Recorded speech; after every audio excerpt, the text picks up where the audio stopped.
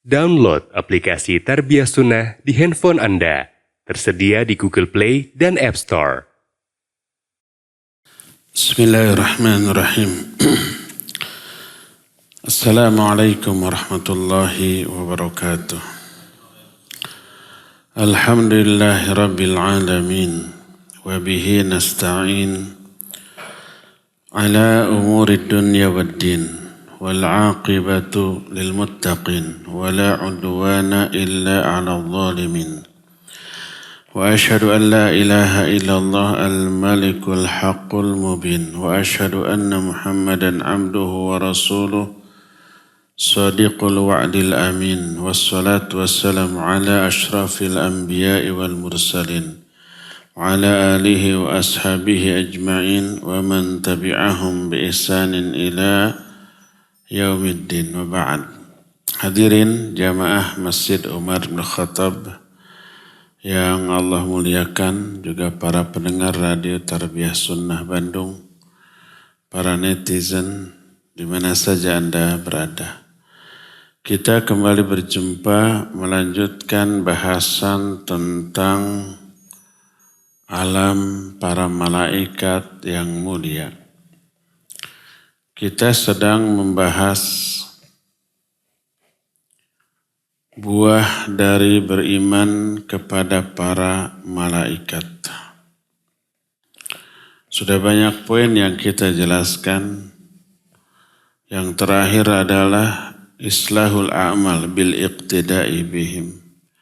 Kita akan selalu memperbaiki amal dengan cara mengikuti amalan-amalan para malaikat sesuai dengan kemampuan kita.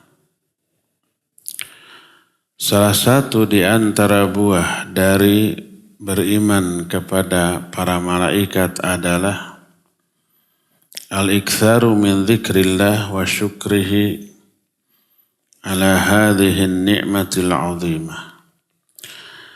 Akan memperbanyak zikir kepada Allah, bersyukur kepada Allah atas nikmat yang agung ini. Adanya para malaikat, nikmat yang luar biasa besar bagi kita, bagi manusia. Karena peran para malaikat demi kemaslahatan kita itu sangat-sangat besar sejak mulai manusia itu berada di dalam perut ibu masing-masing. Ketika sel telur berjumpa dengan sel sperma dan menempel di dinding rahim seorang ibu,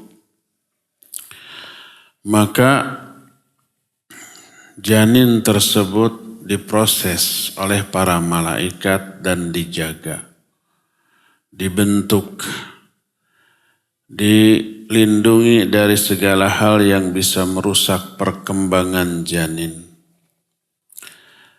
Pada saat itu janin masih super lemah, tak bisa apapun. Terus sampai usia 9 bulan dalam kandungan. Pas usia 4 bulan dalam kandungan ditiupkan ruh, lalu para malaikat mencatatkan 4 hal tentang bayi tersebut. Amalannya, rizkinya, matinya, suka dukanya. Sampai tiba saatnya lahir keluar dari perut ibu, lahir ke alam dunia, maka para malaikat pun tetap melindungi sang bayi sejak kecil dari hal-hal yang bisa menimbulkan bahaya, dan mereka pun mengajari, menanamkan insting kepada para bayi atas perintah Allah Azza wa Jalla. Insting untuk melakukan hal yang manfaat bagi dirinya dan insting untuk menghindari semua hal yang madarat bagi dirinya. Semuanya itu diajarkan oleh para malaikat. Lalu Allah pun mengirim malaikat khusus, yaitu malaikat penjaga. Lahu mu'aqibatun min baini yadayhi wa min khalfihi yahfaduna min amrillah. Bagi setiap orang ada malaikat penjaga di depan dan di belakang. Menjaga orang itu atas perintah dari Allah Azza wa Jalla. Dikirim juga malaikat qarin yang membisikkan ke dalam hati orang itu dorongan, anjuran, perintah untuk melakukan kebaikan. Akhirnya orang itu termotivasi melakukan ibadah, ketaatan, dan kebaikan. Terus begitu sampai akhir hayat. Bagi orang-orang yang beriman beramal soleh di akhir hayat, pada waktu sakaratul maut, para malaikat juga datang lagi. Untuk apa? Untuk menuntun agar mati di atas kebaikan, husnul khatimah. Innal ladzina qalu rabbuna Allah thumma istaqamu tatanazzalu alaihimul malaikah alla takhafu wa la tahzanu. Wa abshiru bil jannati allati kuntum tu'adun. Selain itu, malaikat lain yang tidak langsung berkaitan dengan manusia, seperti malaikat pemikul arsy, sambil memikul arsy, sambil zikir, tasbih, tahmid, dan istighfar. Untuk siapa? Untuk manusia.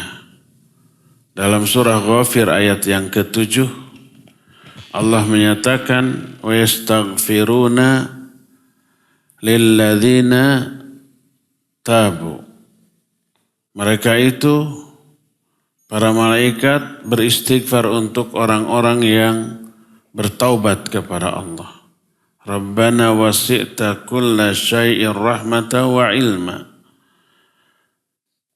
Wa yastaghfiruna lilladzina amanu. Mereka memintakan ampunan untuk orang-orang yang beriman. Kata mereka, ya Allah, rahmat dan ilmumu meliputi segala sesuatu. Faghfir lilladzina tabu wattaba'u sabilak waqihim adzabal jahim. Ya Allah, ampuni orang-orang yang bertaubat, mengikuti jalanmu, terus selamatkan mereka dari neraka jahim. Itu doa para malaikat kepada manusia-manusia yang beriman. Dan banyak lagi peran dan kebaikan para malaikat demi kemaslahatan kita, demi kebaikan kita. Selain itu, para malaikat pun terlibat di dalam ibadah yang dilakukan oleh manusia. Ketika manusia sholat, para malaikat hadir, ikut mengaminkan doa imam. Sehingga kata Rasul sallallahu alaihi wasallam, "Idza qala al-imamu ghairil maghdubi alaihim waladdallin faqulu amin." Kalau imam mengatakan ghairil maghdubi alaihim waladdallin, katakan oleh kalian amin. Para malaikat pun mengaminkan. Faman wafaqa ta'minuhu ta'minal malaikah ghufira lahu ma taqaddama min dzambi. Siapa orang yang aminnya bersamaan dengan aminnya para malaikat, diampuni dosa-dosa yang telah lalu. Lalu malaikat pun hadir di majlis-majlis kajian seperti ini. Mereka turun, tidak terbang. Mereka mengerumuni majlis-majlis ilmu. Lalu mereka pun mendoakan. Apa yang didoakannya? Minta ampunan dan rahmat kepada orang-orang yang hadir di majlis ilmu. Inna Allaha wa malaikatahu yusalluna ala muallimin nasil khair.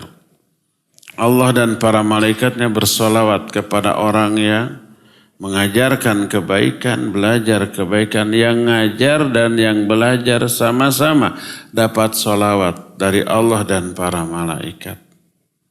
Solawat malaikat itu doa, istighfar dan tarahum. Selama kita ngaji, selama kita belajar, malaikat berdoa Allahumma gfir lahum, Allahumma arhamhum. Terus begitu. Demikian juga ketika kita mengamalkan amalan-amalan lain. Kita umpamanya mau saum baik fardu ataupun sunnah. Seperti Senin Kamis. Kita sahur. Ketika kita sahur, para malaikat mendoakan ampunan untuk kita. Innallaha wa malaikatahu yusalluna alal mutasahhirin. Allah dan para malaikatnya bersolawat kepada orang-orang yang makan sahur. Jadi kita lihat kebaikan para malaikat kepada kita amat sangat banyak. Ini nikmat yang luar biasa. Maka berkata para ulama, idza arafa al-insanu hadhihi al-a'mal al-jalilah hamidallah azza wa jalla wa syakarahu ala hadhihi ni'am. Bila manusia menyadari hal ini, menyadari amal-amal mulia yang dilakukan oleh para malaikat demi kemaslahatan manusia, maka orang itu akan bersyukur kepada Allah atas nikmat yang agung ini. Karena Allah telah menciptakan para malaikat dan memberikan tugas malaikat yang menguntungkan kita dunia sampai akhirat, lahirnya ataupun batinnya. Wa yas'aluhu tsabat ala dini wa yuqirru bihadhihi an-ni'mah biqalbihi wa bitafaddulillahi biha. Maka orang ketika sadar, ketika yakin ada para malaikat yang melakukan amalan-amalan yang menguntungkan kita dan mereka berbuat begitu atas perintah Allah. Ini nikmat yang luar biasa besar, maka kita akan bersyukur kepada Allah atas nikmat ini. Alhamdulillah Allah telah menugaskan para malaikat untuk melakukan amalan-amalan yang memberikan keuntungan yang besar kepada kita. Terus orang itu juga akan meminta kepada Allah keistiqamahan, keteguhan di atas agamanya, mengakui nikmat yang agung ini dengan hatinya, mengakui karunia yang Allah berikan kepada dia melalui para malaikat dan seterusnya. Selain itu, kita juga akan merasa malu ketika bersendirian melakukan dosa dan maksiat. Sendiri itu dari orang-orang. Adapun para malaikat tak pernah membiarkan kita sendiri. Ada malaikat pencatat amal kanan dan kiri, raqib dan atid. Ma yalfidhu min qawlin illa ladaihi raqibun atid. Tak ada satupun kata yang terucap dari mulut, kecuali di sampingnya ada raqib dan atid. Kanan raqib, kiri atid. Mencatat apa yang terucap, apa yang dilakukan. Sekarang orang tidak bisa ngomong pun bisa menulis dengan jempolnya di media sosial. Kalau yang dia tulis itu kebaikan, raqib yang nyatat. Kalau yang dia tulis itu celaan, hinaan, bulian, hal-hal yang menyakitkan, yang nulis atid. Hati-hati terhadap jempol kita ketika memainkan HP untuk menulis di grup, di media sosial, menulis status, artikel, komentar, itu dicatat dan kelak akan dihisab. Ma yalfidhu min qaulin illa ladaihi raqibun atid. Jadi kanan raqib, kiri atid, depan, belakang malaikat hafadhah. Lahu mu'aqqibatun min baini yadayhi wa min khalfi yahfadhuna min amrillah. Bagi setiap orang ada malaikat penjaga depan dan belakang. Menjaga dia atas perintah Allah Azza wa Jalla.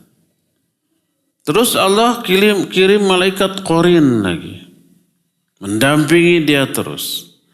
Qarin itu nanti akan melaporkan di akhirat. Wa qala qarinuhu hadza ma ladayya atid. Berkata malaikat qarin, hadza ma ladayya atid. Ini catatan yang aku dapat tentang orang ini. Yang aku tuliskan amal-amalnya, ucapannya, semuanya. Ya. Jadi semua yang dilakukan oleh malaikat menguntungkan kita. Membuat kemaslahatan bagi kita. Maka ini anugerah besar dari Allah Azza wa Jalla untuk kita. Maka kita pasti akan bersyukur atas nikmat yang agung ini berupa ditugaskannya para malaikat untuk kemaslahatan kita. Thumma yasduqu amaluhu qawlahu. Fala yarahu azza wa jalla illa mushtaghilan bima yuhib, mubta'idan amma yakrah. Kemudian orang itu nanti akan selaras antara ucapan dengan amalan. Dia tidak ingin terlihat oleh Allah kecuali selalu sibuk mengerjakan apa yang Allah cintai. Melakukan ibadah dan amal soleh. Karena dia menyadari semua yang dilakukan, yang dikatakan itu tercatat. Yang mencatatnya malaikat. Tersaksikan. Yang menyaksikannya malaikat. Orang nggak ada yang lihat. Karena kita sendirian masuk kamar, ceklek kuncinya di pintu. Apa yang kita lakukan menyendiri di sana, para malaikat melihat, mencatat. Dan kelak akan melaporkannya dan Allah akan membalasnya. Walaupun bersendirian, huwa mustaghillun bima yuhib, mustab'idan, mubta'idan amma yakrah. Dia akan sibuk melakukan ibadah amal soleh yang Allah cintai dan menjauhi apa yang Allah benci. Maka siapapun orang yang menyadari, mengetahui besarnya peran para malaikat terhadap kehidupan manusia demi kemaslahatan manusia, wajib alaihi ayashkurallah ala hadhim ni'mah. Wajib dia untuk bersyukur kepada Allah atas nikmat ini. Karena apa? Karena banyaknya kebaikan, keuntungan yang diperoleh dengan diutusnya para malaikat. Bahkan peran malaikat ketika kepada manusia tidak sekedar ketika manusia itu hidup di dunia saja. Bahkan ketika manusia itu sudah mati, masuk ke alam kubur, para malaikat tetap mendampingi. Tapi khusus untuk orang-orang yang beriman dan beramal soleh. Ayat yang tadi yang dibacakan, innal ladzina qalu rabbuna Allah tsumma istaqamu tatanazzalu alaihimul malaikah alla takhafu wa la tahzanu. Orang yang berkata Rabb kami Allah lalu istiqamah, para malaikat akan turun. Membisikkan alla takhafu wa la tahzanu. Jangan takut, jangan sedih. Kapan ini terjadi? Di beberapa momen. Seperti yang dijelaskan oleh para ulama ahli tafsir. Seperti Imam Ibnu Katsir rahimahullah. Pertama di momen ketika akan mati. Orang semua resah gelisah, takut sedih, takut terhadap masa datangnya setelah mati gimana. Sedih terhadap dunia yang ditinggalkannya, istrinya, anak-anaknya, hartanya. Datang malaikat membisikkan alla takhafu wa la tahzanu.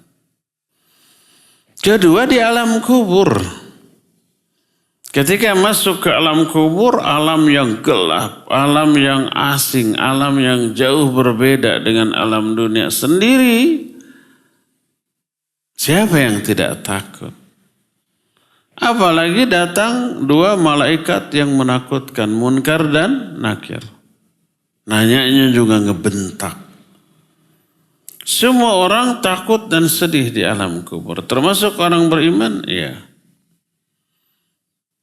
Nah, datang malaikat di momen itu. Lalu mengatakan, alla takhafu wa la tahzanu. Jangan takut, jangan sedih. Wa abshiru bil jannati allati kuntum tu'adun. Dan berbahagialah kamu dengan surga yang dijanjikan Allah untukmu. Hilang sudah rasa takut, rasa sedih, rasa tegang, resah, gelisah, risau dan galau, hilang. Jadi lihat di alam kubur pun malaikat memiliki peran besar kepada kita. Termasuk nanti di akhirat ketika manusia itu menyeberang sirat, para malaikat juga berdoa. Mendoakan keselamatan bagi orang-orang yang mukmin yang menyeberang di atas sirat. Sebagaimana diterangkan dalam hadis yang diterima dari Abu Sa'id Al-Khudri radhiyallahu anhu. Nabi SAW suatu saat menjelaskan hadis yang panjang tentang syafaat. Salah satu kalimat yang keluar dari mulut suci beliau adalah innan nasa ya'riduna ala jisri jahannam wa alaihi haskun wa kalalib yakhtifun nas. Wa bijambataihi al-malaika yaquluna Allahumma sallim sallim. Kata Rasul sallallahu alaihi wasallam, manusia akan menyeberang di atas jembatan di atas neraka. Jadi ada neraka, kemudian ada jembatan. Orang-orang nyebrang. Kondisi jembatan itu mustahil bisa dilewati orang. Kalau di dunia, pertama jembatan itu kecil. Sekecil apa? Sekecil bagian tajam dari sebuah pedang. Imam Sufyan Ats-Tsauri menyatakan, balaghani an-nasyirat ahaddu minas saif. Telah sampai berita kepadaku bahwa sirat itu lebih kecil daripada bagian tajam sebuah pedang. Kedua, sirat itu gelap. Dekat-tinggali curug-curug acan. Ketiga, muzillah. Sirat ini licin, bikin tisereule, tikosewad.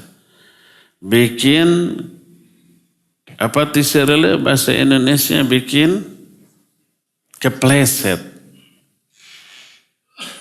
Nah, terus ada besi-besi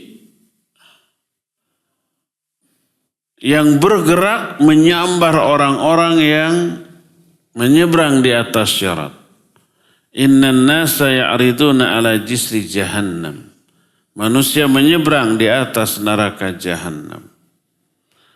Wa alaihi haskun wa kalalib yakhtifun nas. Di neraka itu muncul besi-besi yang panjang. Ujungnya berkait tajam. Besi itu menyambar orang-orang yang menyeberang. Ada yang terkoyak sampai dagingnya. Bukan sekedar pakaian. Ada yang hampir sampai dikait juralit masuk ke dalam neraka. Tanpa itu aja sudah susah, apalagi dengan itu. Tadi bayangkan jembatannya kecil. Seperti bagian tajam sebuah pedang. Ya gelap. Ya juga licin. Itu aja udah susah. Apalagi ditambah dengan adanya besi-besi. Tapi kata Rasul sallallahu alaihi wasallam, wa bi jambataihi al malaikah. Di kedua tepi jembatan itu ada para malaikat.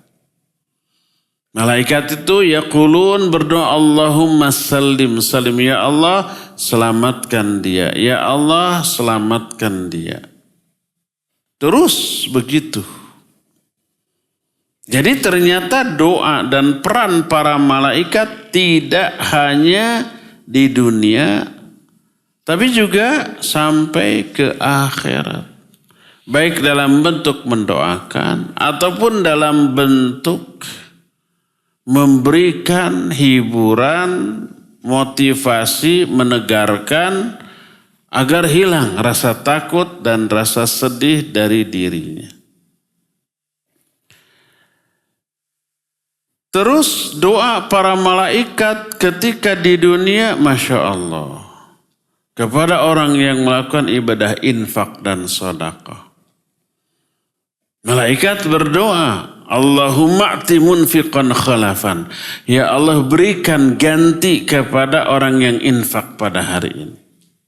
Dengan ganti yang engkau janjikan 700 kali lipat. Orang yang saum, selama saumnya didoakan oleh para malaikat. Suatu saat Ummu Amarah bintu Ka'ab al-Ansariyah, dia orang Ansar, Ummu Amarah. Anna Nabiya sallallahu alaihi wasallam dakhala 'alaiha. Faqadamat ilaihi ta'aman faqala kuli. Faqalat inni sha'imah.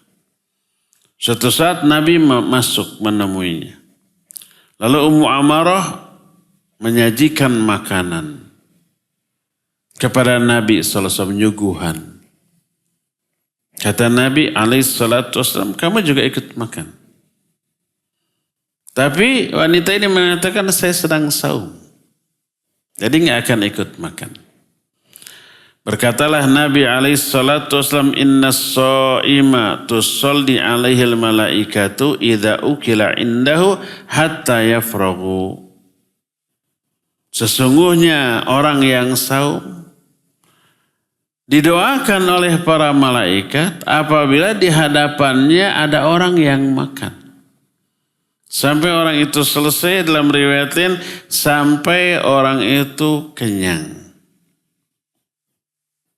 Jadi ketika ada orang yang saum, di hadapannya, di dekatnya ada orang yang makan. Kabita tidak? Kabita pasti. Tapi nahan.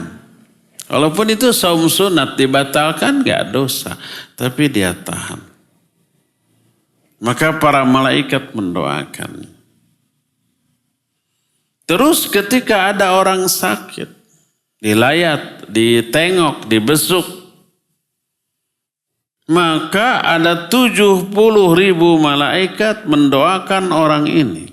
Orang yang melayatnya, orang yang menengoknya. Kapan? Sejak saat nengok, kalau dia pagi hari sampai sore. Kalau menengoknya sore hari, mendoakannya sampai besok pagi. Nengoknya cuma 5 menit. Karena memang nengok mah jangan lama-lama. Karena apa? Karena si pasien harus istirahat. Kalau ditengok lama, diajak ngobrol politik, kesulitan ekonomi, ada demo di DPR, liur tuh. Kita pulang dia tambah parah atau kelepek mati. Jadi membebani pikirannya. Walaupun tidak ngomong, mendengar ocehan orang tuh capek loh, ya enggak? Orang ngomong terus kita dengar capek tuh. Hanya mendengar. Jadi kalau nengok sebentar, 5 menit. Tapi apa efeknya? Orang itu didoakan seharian. Sebagaimana sabda Rasul sallallahu alaihi wasallam dari Ali bin Abi Thalib radhiyallahu an, "Idza 'ada ar-rajulu akhahul muslim masa fi kharafatil jannah hatta yajlisa. Fa idza jalasa ghamarathu rahmah. Fa in kana ghadawa shalla alaihi sab'una alfa malakin hatta yumsiya. Wa in kana masa'an shalla alaihi sab'una alfa malakin hatta yusbiha. Apabila seseorang menengok kawannya yang lagi sakit, itu sama saja dia dengan berjalan-jalan di taman-taman surga yang buahnya sangat mudah dipetik. Sampai dia duduk. Jadi selama di perjalanan, itu keuntungannya sama dengan dia berjalan di taman surga yang buah-buahannya sangat mudah dipetik. Sampai dia duduk. Setelah sampai duduk. Selama duduk dia dipenuhi oleh rahmat. Kalau dia melakukan itu di pagi hari, ada 70.000 malaikat mendoakan dia sampai sore. Dan kalau itu dilakukan di sore hari, nengoknya di sore hari, 70.000 malaikat mendoakan dia sampai besok pagi.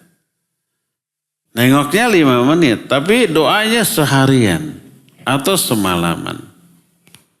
Makanya disunnahkan menengok orang sakit itu pagi atau sore.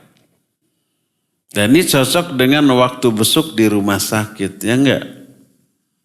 Biasanya waktu besuk di rumah sakit kalau enggak pagi, sore.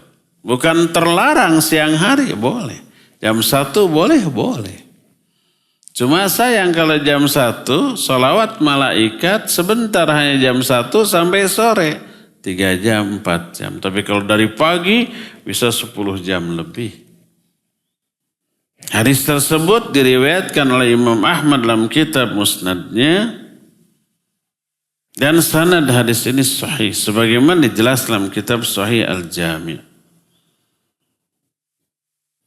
Demikian juga ketika umpamanya ada seseorang ketika menengok orang yang sakit atau melayat orang yang sudah wafat. Maka ucapkan kebaikan. La ba'sa tahur, insyaallah enggak apa-apa. Sehat. Nanti akan lebih sehat. Ngomongnya begitu. Kenapa? Karena malaikat mengaminkan apa yang dikatakan. Amin. Jangan sampai, oh ini mau gawat. Besok ini tambah parah. 3 hari kayaknya mati. Jangan begitu. Wah ini mah kira-kira sembuhnya juga bakal cacat ini. Oh itu jangan. Nanti diaminkan oleh para malaikat. Atau melayat orang yang wafat, yang mati. Katakan kebaikan. Semoga Allah mengampuni dosanya. Semoga dia bisa menjawab pertanyaan di alam kubur. Dihindarkan dari azab kubur. Memperoleh nikmat kubur. Gitu tuh. Walaupun dia orang durhaka. Semoga Allah ampuni dosa. Jangan sampai, aduh ini orang waktu hidupnya nyebelin. Sigana mah bakal babak belur di alam kubur. Di akhiratnya wah bakal ke neraka. Jangan, malaikat mengaminkan. Sebagaimana dalam salah satu hadis dari Ummu Salamah radhiyallahu anha. Berkata Rasul sallallahu alaihi wasallam, "Idza hadartumul marida awil mayyit faqulu khairan fa innal malaikata yu'minuna ala ma taqulun." Apabila kalian menghadiri orang yang sakit atau yang mati, ucapkan kata-kata yang baik. Karena sesungguhnya para malaikat mengaminkan apa saja yang kalian katakan. Walaupun orang ini orang durhaka. Orang yang sakit atau orang yang mati itu waktu hidupnya durhaka. Duh saya mah ingat banget kejahatan-kejahatan dia. Ya mah bakal babak belur di azab oleh munkar nakir tuh. Di alam kubur nanti di akhirat wah segala mah tambah babak belur lagi. Jangan. Karena apa? Diaminkan oleh malaikat. Dan ucapan kita yang diaminkan oleh malaikat bisa jadi doa yang makbul. Katakan yang baik, walaupun orang ini dulu lalai dari ibadah, semoga Allah mengampuninya. Menaburinya dengan rahmat di alam kubur sampai di akhirat. Begitu. Dan ini termasuk doa lil muslim bi dhahril ghaib. Sama dengan mendoakan kepada sesama muslim tanpa sepengetahuan orang yang didoakan. Orang yang sudah mati ketika kita mendoakan itu kan nggak tahu orang tersebut bahwa kita mendoakan. Siapa yang mendoakan orang lain tanpa sepengetahuan orang tersebut diaminkan oleh para malaikat. Sebagaimana hadis yang diterima dari Abu Darda radhiyallahu an, berkata Rasul sallallahu alaihi wasallam, "Ma min muslimin yad'u li akhihi bi dhahril ghaib illa qala al malak wa laka bimithlih." Tidaklah seorang muslim mendoakan kebaikan bagi saudaranya tanpa sepengetahuan orang tersebut, maka para malaikat berdoa bagimu seperti isi doamu. Amin bagimu, kamu juga akan memperoleh seperti isi doamu. Dalam riwayat lain istrinya Abu Darda yaitu Ummu Darda, dia berkata, haddatsani sayyidi annahu sami'a Rasul sallallahu alaihi wasallam yaqul man da'a li akhihi bi dhahril ghaib qala al malakul muwakkalu bihi amin wa laka bimithli. Kata Ummu Darda, tuanku memberitahukan kepadaku bahwa dia mendengar Rasul sallallahu alaihi wasallam bersabda. Tuanku itu maksudnya suaminya yaitu Abu Darda. Hadis ini sahih riwayat Imam Muslim dan kata Imam An-Nawawi dalam syarah Sahih Muslim menyatakan bolehnya seorang istri menyebut sayyid kepada suaminya. Seperti Ummu Darda, haddatsani sayyidi. Sayyidku, tuanku maksudnya suaminya. Telah berkata kepadaku bahwa Rasul sallallahu alaihi wasallam bersabda, siapa orang yang mendoakan kebaikan kepada saudaranya tanpa sepengetahuan saudaranya tersebut, maka Allah menugaskan malaikat untuk mengatakan amin walaka bimithlihi. Amin dan bagimu isi doamu. Coba lihat baiknya para malaikat kepada kita, ya.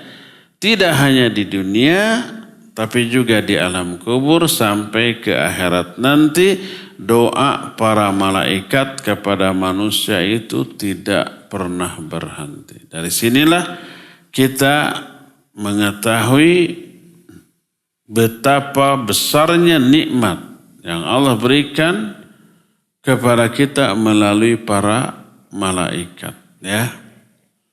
Jadi kita akan selalu bersyukur kepada Allah atas semua nikmat itu dan berzikir kepada Allah Azza wa Jalla. Inilah salah satu di antara buah dari beriman kepada para malaikat, ya. Cukup sampai di sini hadirin sekalian kajian kita di pagi hari ini, dan kita masih punya sisa waktu yang ada untuk bertanya jawab, dimulai dari orang yang hadir dulu di sini. Kalau ada pertanyaan silakan. Bapak-bapak bisa ngacung, mak-mak bisa pakai tulisan atau bisa juga langsung nanti bicara, ya. Silakan bapak-bapak, ada yang mau bertanya nanti dikasih mic.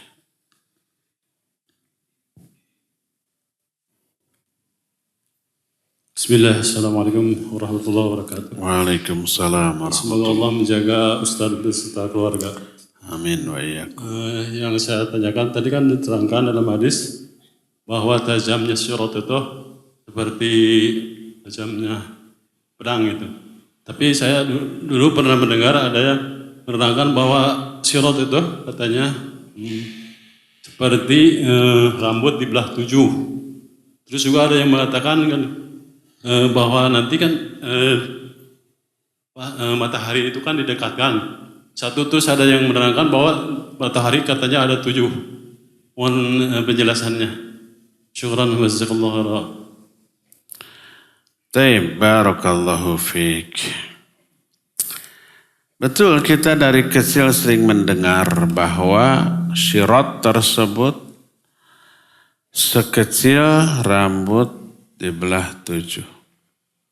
Dulu waktu saya kecil SD tahun 70-an gitu, masih ingat. Ada filmnya itu dengan judul Titian Serambut Dibelah 7. Dan itu masyhur, populer, viral. Bahwa syirat itu seukuran rambut dibelah 7. Rambut aja tidak dibelah sangat kecil, apalagi dibelah 7. Tapi itu tidak ada keterangannya. Keterangan yang sahih, tadi ucapan Imam Sufyan Ats-Tsauri rahimahullah, itu dinukil oleh para ulama. Di antara Syekh Ali Al-Hakim dalam kitab Mukhtasar Ma'arijil Qabul. Beliau menyatakan, balaghani anna syirat ahadda minas saif. Telah sampai riwayat yang sahih kepadaku bahwa syirat itu lebih tajam daripada pedang. Itu keterangannya. Tapi yang jelas syirat itu kecil.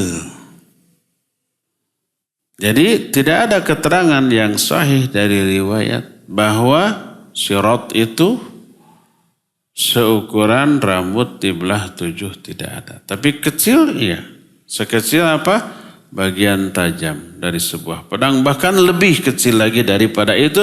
Sebab dikatakan ahaddu minas saif. Lebih tajam daripada pedang. Ini yang pertama. Yang kedua, matahari dekat. Sedekat 1 mil. Itu bukan ketika orang nyebrang di atas syirat. Tadi sudah dikatakan di atas syirat itu gelap. Ada matahari? Nggak ada. Terus keterangan matahari sedekat 1 mil kapan? Ketika manusia dikumpulkan di atas syirat, di atas padang mahsyar, bukan di syirat ya, afwan. Ketika manusia dikumpulkan di padang mahsyar, saat itu matahari dekat. Kemarin hari Ahad, kita ada kajian di Masjid Agung Subang, materinya itu, kondisi di alam mahsyar. Mahsyar itu tempat dikumpulkannya manusia. Matahari sedekat 1 mil, orang keringetan, terendam oleh keringatnya masing-masing. Tergantung amalnya, ada yang sebetis, ada yang sepinggang, ada juga yang sampai setelinga.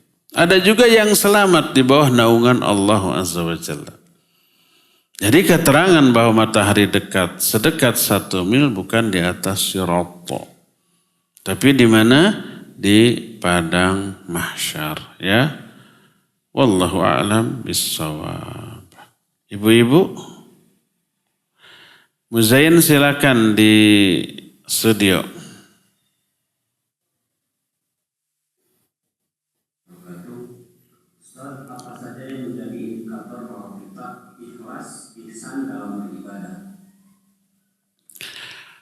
Apa indikator ikhlas dan ihsannya kita dalam beribadah?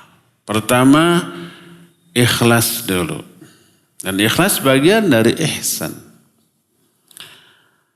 Kalau orang ikhlas dalam beribadah, maksudnya ikhlas itu meniatkan ibadah hanya untuk memperoleh balasan apa-apa yang ada di sisi Allah, dari Allah. Pahalanya, ampunannya, ridhonya, surga, nerakanya, iya. Bukan mengharapkan apa-apa yang ada di sisi manusia, pujiannya, sanjungannya, komentarnya, atau uangnya, atau apanya pun yang ada dimiliki oleh manusia, enggak. Apa dampaknya? Dampaknya, kalau dia dihina atas ibadahnya tidak berkecil hati. Kalau dipuji atas ibadahnya tidak besar hati, apalagi ujub, tidak. Terus Ibadahnya ketika di hadapan orang dengan ketika menyendiri nggak ada bedanya, sama. Kenapa? Karena dia meniatkan hanya ingin dinilai, dilihat, dibalas oleh Allah. Bukan oleh manusia. Dan Allah melihat kita ketika sendiri atau ketika di hadapan orang banyak. Makanya Ali bin Abi Thalib radhiyallahu anhu menyatakan, apabila kamu ikhlas maka ibadahmu bersendirian atau di hadapan orang banyak tak ada bedanya. Adapun orang yang tidak ikhlas sebaliknya, ketika dipuji bangga, ketika dicela aduh berkecil hati. Ketika di hadapan orang ibadahnya diperbagus, ketika menyendiri asal-asalan. Itu indikator dari keikhlasan. Jadi pertama orang yang ikhlas itu ibadahnya baik ketika sendiri atau ketika di hadapan orang tetap sama. Kedua, dia itu tidak bangga ketika dipuji dan tidak sedih ketika dicela atas ibadahnya. Pokoknya sikap, ucapan, penilaian, komentar, apresiasi atau depresiasi dari orang tak mempengaruhi ibadahnya. Berkata Fudail bin Iyad rahimahullah, kata beliau, tarkul amal li ajli nas riya wal amalu li ajli nas syirkun. Wal ikhlas ayyu'afiyanallahu minhuma. Siapa yang meninggalkan amalan karena manusia, dia ria. Siapa yang beramal karena manusia, dia syirik. Syirik kecil. Ikhlas itu semoga Allah menyelamatkan kita dari kedua-duanya. Artinya mau mengamalkan satu amalan, mau meninggalkan satu amalan bukan karena manusia, tapi semuanya karena Allah Azza wa Jalla. Inilah indikator dari keikhlasan. Adapun indikator dari ihsan. Apa itu ihsan? Anta'budallah ka'annaka tarah fa illam takun tarah fa innahu yarak. Ihsan itu kamu beribadah kepada Allah seolah-olah kamu melihatnya. Ini disebut maqam musyahadah. Maknanya apa? Maknanya kalau ibadah seolah-olah dia melihat Allah itu khusyuk. Ada penghayatan yang mendalam. Seolah-olah dia menyaksikan keagungan Allah Azza wa Jalla dengan mata hatinya. Fa illam takun tarah fa innahu yarak. Kalau kamu tidak melihatnya, Allah melihatmu. Ini maqam muraqabah, merasa diawasi oleh Allah. Allah mengawasi kita ketika ibadah, lahir dan batinnya termasuk hatinya. Apa yang kita fikirkan, apa yang kita ingat dalam ibadah, dalam sholat. Allah tahu, Allah saksikan. Maka lahir keikhlasan. Karena Allah tahu, ya khusyuk, ya ikhlas. Itu indikator ihsannya orang ketika beribadah kepada Allah Azza wa Jalla. Ya, wallahu a'lam bissawab. Mangga deui Muzain di studio.